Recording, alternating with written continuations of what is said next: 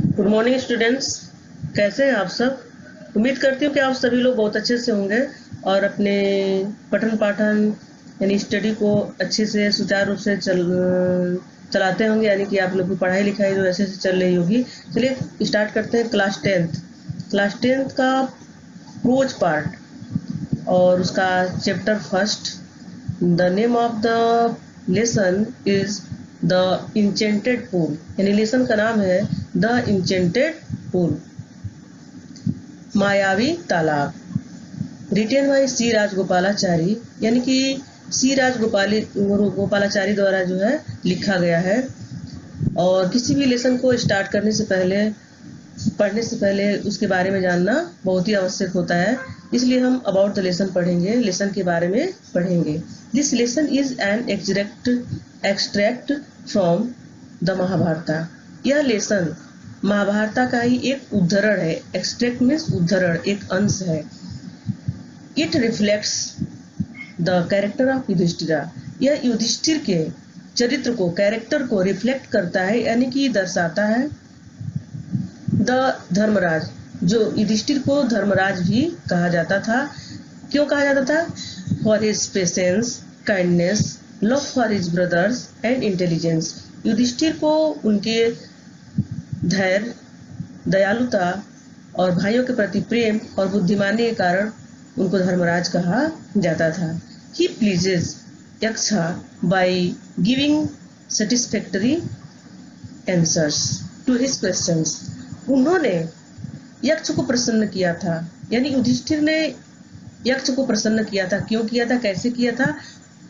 यक्ष द्वारा किए गए प्रश्नों के संतोषजनक उत्तर देकर के उनको प्रसन्न किए थे युधिष्ठिर। द यक्ष वाज प्लीज्ड विथ युधिष्ठिराज इम्पार्टियलिटी। यक्ष युधिष्ठिर के निष्पक्षता के कारण जो है, निष्पक्षता से ज्यादा ही खुश हुए थे, ज्यादा ही प्रसन्न हुए थे। द यक्ष वाज यमा। यक्ष कौन थे? यम थे। द लॉर्ड ऑफ डेथ, मृत्यु के देवता यम थे। यक्ष कोई और नहीं था, यक्ष यमराज थे, जो कि मृत्यु के देवता माने जाते हैं, कहे जाते हैं और हैं भी। Who had taken the form of यक्षा, जिन्होंने यक्ष का रूप धारण किया था। क्यों किया था? To see Yudhishthira and test his knowledge. Yudhishthira को देखना चाहते थे, युधिष्ठिर को देखने के लिए और उनके ज्ञान को परखने के लिए। कहा जाता था कि युधिष्ठिर बहुत ही ज्ञानवान थे, धर्मराज थे। तो युधिष्ठिर के ज्ञान और उनको देखने के लिए, ज्ञान को परखने के लिए, उनको खुद देखने के लिए जो है यमराज जी जो थे वह यक्ष का रूप धारण करके आए थे।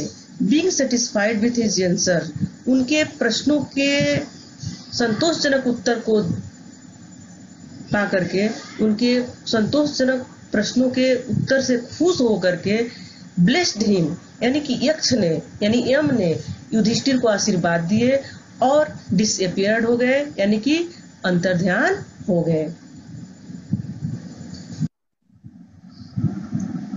स्टूडेंट्स, हम लोग अबाउट द लेसन पढ़ लिए। अब चलते हैं वर्ड मीनिंग की तरफ। आप लोग इस वर्ड मीनिंग का जो पेज है, इसका जो है स्क्रीनशॉट ले लीजिएगा, क्योंकि जब तक वर्ड मीनिंग नहीं पता रहेगा तब तक आप लोग को पढ़ने में जो है कोई भी हेल्प नहीं मिलेगा। स्क्रीनशॉट ले लीजिए और चलते हैं अगले पैराग्राफ पे।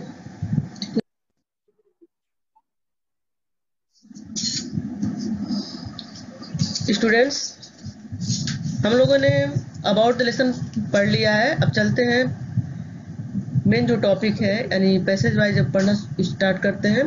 Yudhishthira waited for his brothers in an anxiety and thirst. Yudhishthira प्यास से व्याकुल थे और बहुत प्यासे थे और व्याकुलता के साथ अपने भाइयों का इंतजार कर रहे थे। Can they have been subjected to a curse, are they still wandering about in the forest in search of water. और उनके मन में तरह तरह के विचार उत्पन्न हो रहे हैं कि अगर लौट करके नहीं आए तो क्या हुआ उनके साथ, क्या उन्हें कोई श्राप तो नहीं दे दिया।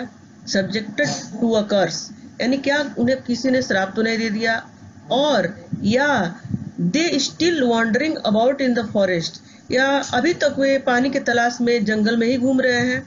कैन दे हैव फेंटेड और डाइड ऑफ थर्स्ट, ऐसा तो नहीं है कि वो प्यास के कारण बेहोश हो गए हों और उनकी मृत्यु हो गई हो।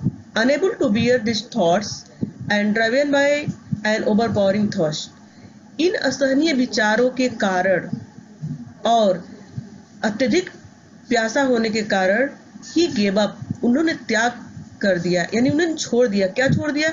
इंतजार करना, waiting, and started out to look for his brothers, उन्होंने इंतजार करना छोड़ दिया और चल दिया, उस तरफ चल दिया जिधर उनके भाई गए हुए थे। क्यों चल दिए?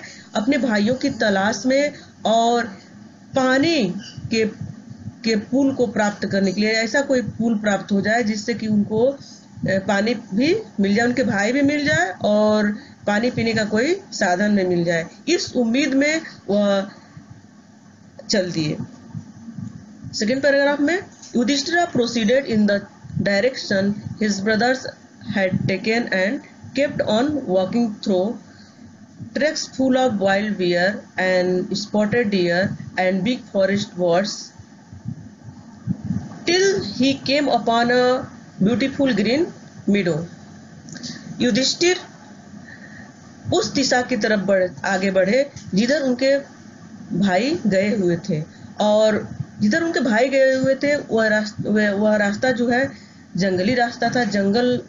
उस रास्ते में जंगली भालू, चीटीदार हिरन और बिग फॉरेस्ट बर्ड्स, यानी कि जंगली जो विशाल पक्षी होते हैं वो भी थे रास्ते में। और जब वह आगे बढ़ते हैं तो देखते हैं कि उन्हें जो एक घास का हरा भरा मैदान मिला और उसके बीच में एक साफ सुथरा पानी का पुल भी प्राप्त हुआ, यानी तालाब भी मिला। But when he saw his brothers, परंतु जब उन्होंने देखा कि जब अपने भाइयों को देखा, किस दशा में देखा उन्होंने अपने भाइयों को? Lying there like flag poles, यानी उनके भाई खंबे के बाद पड़े हुए थे, बेहोश पड़े हुए थे। Unable to restrain his grief, जब उन्होंने अपने भाइयों को देखा कि उनके भाई खंबे के बाद पड़े हुए हैं तो वे अपने दुख पर काबू नहीं पा सके। ही lifted his voice and wept, उनकी गला रूध गई और वे रोना स्टार्ट कर दिए, रोना आरंभ कर दिए। He touched the faces of Bhima and Arjuna, वे अपने दोनों भाई भीम और अर्जुन के चेहरे को छुए। As they live so still silent and mourned, जो बेजान पड़े हुए थे, वे कुछ नहीं कर सकते थे और वे रोना स्टार्ट कर दिए।